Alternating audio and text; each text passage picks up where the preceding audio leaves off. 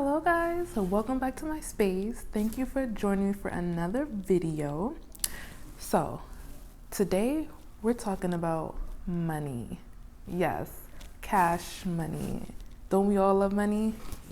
Today I just wanted to share 3 books that have helped me in my current financial journey that I've been on for the past few years. I want to share a few books today that would help anyone who is a beginner, who's just getting started out on their financial journey, all the way up to someone who's ready to be committed and disciplined in their financial journey. Okay? So I just want to give a little bit of backstory on my journey with money.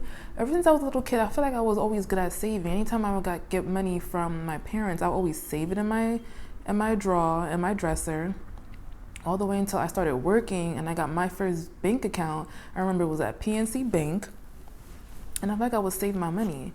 It wasn't until I got to college, and you know how they start to pretty much solicit college students, because at the moment we don't really know how credit works, especially when I went to school. They didn't teach us financial literacy. But I didn't see any bad habits in my home growing up either. I always saw my mom always being good with money. I didn't see her in a whole bunch of not that I knew of. She purchased a home. I feel like she always paid off I don't even recall her even having a credit card. And if she did, she was always adamant at paying it off and not having any debt. Any cars she purchased, she would pay it off, or in cash, paid in full, you know? But really, again, the credit cards is when it started in college. And I would use it and not really understand, okay, what APR is, that you have to pay it off at the end of the month, that you're gonna get charged interest. So all of that I learned later on in life once I got into the financial industry. But as far as my spending habits, as soon as I started working in high-end retailers is when my spending habits started. You're around Chanel, you're around Gucci, Prada, and you have your discounts. And there were days when they would have what they call like 20-20-20, or if they would have holiday sales and you get your 20-20-20 on top of that. People who work in luxury retail know what I'm talking about. When you get those deep sales, it's easy to just swipe your card, But that is what happened.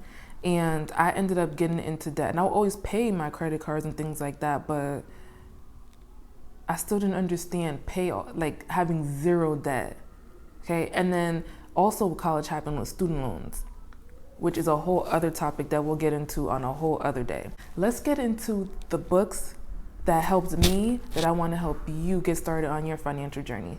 So let's get started. The first book is called The Financial Diet. Now, this isn't the first book I read, but if it was the first book I read, I think that this would be a good starting point. By the time I got to this book, I feel like I already knew all the ins and outs of how to manage my money and how to manage debt. But for the person who's starting out, I would highly recommend this book. Again, The Financial Diet, a total beginner's guide to getting good with money. And that's what we're all trying to do, right? Especially at a time like this. Written by Chelsea Fagan. So it says, the financial diet will teach you how to get good with money in a year, which to me, there's no rush. Go at your own pace. The key is to make this a habit. You want this to last forever. The ingredients: everyone needs to have a budget-friendly kitchen. A good way to eat up your money is eating out, trust me. So we all need to learn about that. How to talk about awkward money stuff with your friends. The best way to make and stick to a budget. How to take care of your house like a grown-up. And what the hell it means to invest and how you can do it. I'm gonna get deeper into budget making in a whole separate video, because I feel like it's a lot that can go into it that could be beneficial to managing your money. But to me, like I said, this is an easy read. First of all, the words are big. That's how you know it's an easy read. How many pages is in this book? Let's see. Less than 200 pages.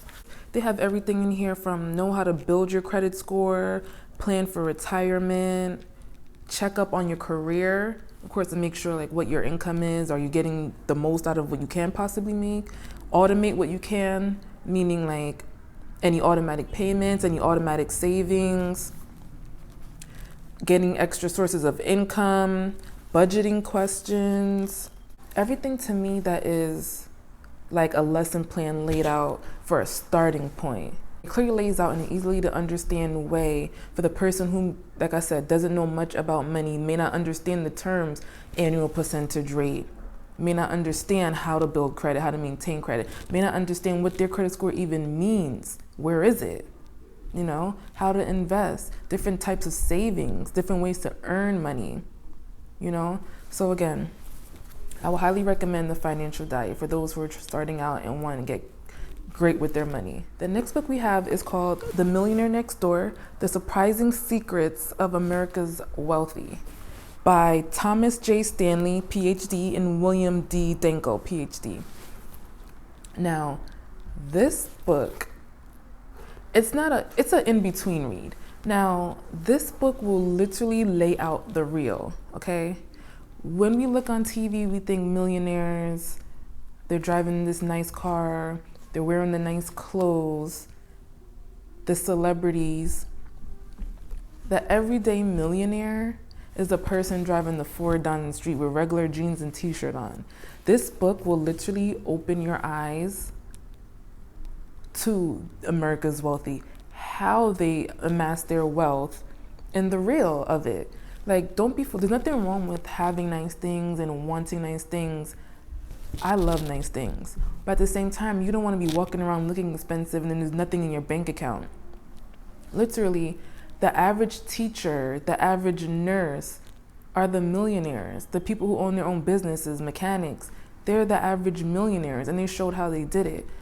It shows the type of, this book will literally go into even the type of cars that they drive, how they pay off their cars. They won't buy brand new cars because we know cars depreciate in value. It shows how 9 times out of 10, the millionaires in this book live off of a budget. Like, they watch their money. It also goes into show how they're self-made. It goes into the details of the inheritance of how their children, how different millionaires or different people with wealth, how they treat their children as far as lending money and how to keep the wealth in the family, as far as teaching your children how to amass their own wealth as opposed to just handing them everything. Okay? This book goes into investing strategies. It goes into the portfolio that these millionaires have. This I wouldn't recommend for a beginner. I would recommend this if you just want something interesting to read and you kind of already understand the concepts. There's a lot of terms in here that you may not understand. So I would recommend this for more of that intermediate person in their financial journey. Reading this, if you're ever feeling discouraged about where you are in your savings account at that, and just your financial journey in a nutshell, read this book. It will, like I said, it will open your eyes and it will let you know you're not that far off. You're not doing that bad. Because you're not going to compare yourself to the person who's driving on the street, the Lamborghini, who barely has $20 in their account. But you're sitting here, you probably own your home, probably paying it off, and you're probably doing better than you thought.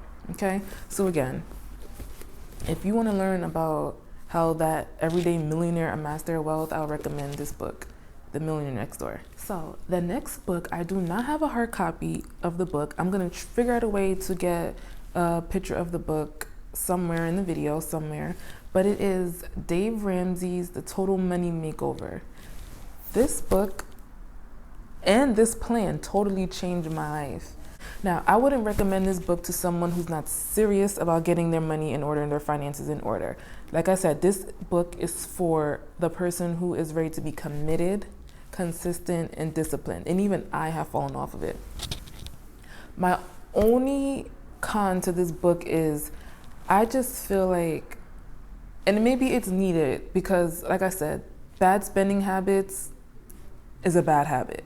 So sometimes you need someone to push you and to basically yell at you and tell you, don't spend this, don't spend that. My style of teaching people how to manage their money and not necessarily telling them what to do with their money and telling them not to have fun and not live their lives. Dave Ramsey said you need to lock down, lock it in, pay off all your debt, and then you have fun later. So he has something called the 7 baby steps, okay? And I may get these baby steps out of order. And again, I'll put them somewhere on the screen of the different baby steps. So I do know, and from what I've done, is you save $1,000 in an emergency fund.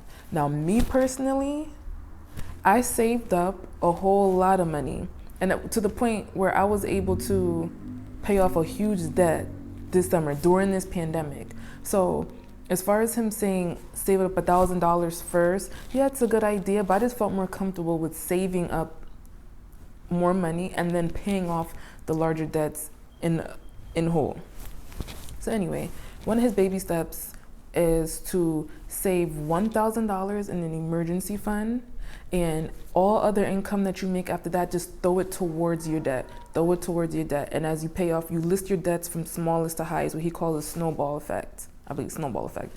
You list your debts to smallest to highest, and with all that extra money, you pay off the smallest debt. And once you pay that small debt off, then you go to the next one. And anything that you would have put towards that previous debt, you put that extra money towards the next debt, and keep going, keep paying it off, paying it off, paying it off until your last debt is paid off. You pay off everything except your mortgage is what he says. After that, you save up, I believe, 3 to 6 months in an emergency fund.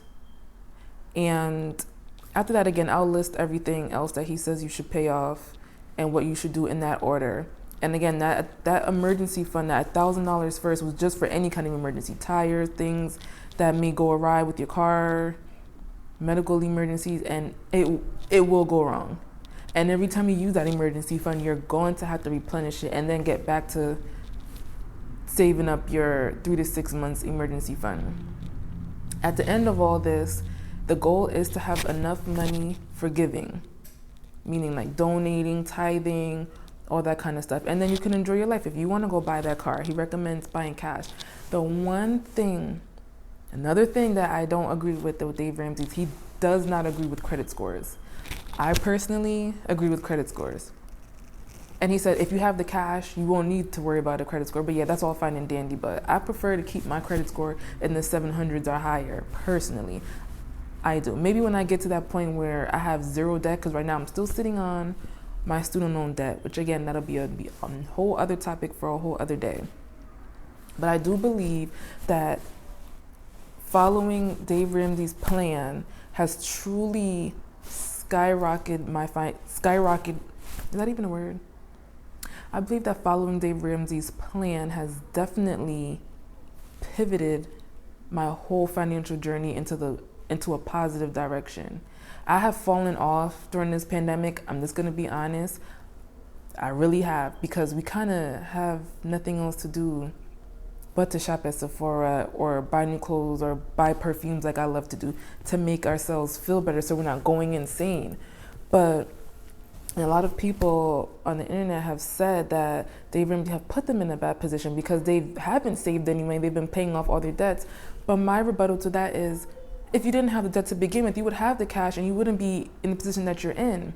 And that's not even to be insensitive, but we need to be prepared for things like this, emergencies like this, where people are losing their jobs, their incomes are being cut in half, waiting on unemployment. So that's what I say. Following his plan, I was able to pay off debt and be okay.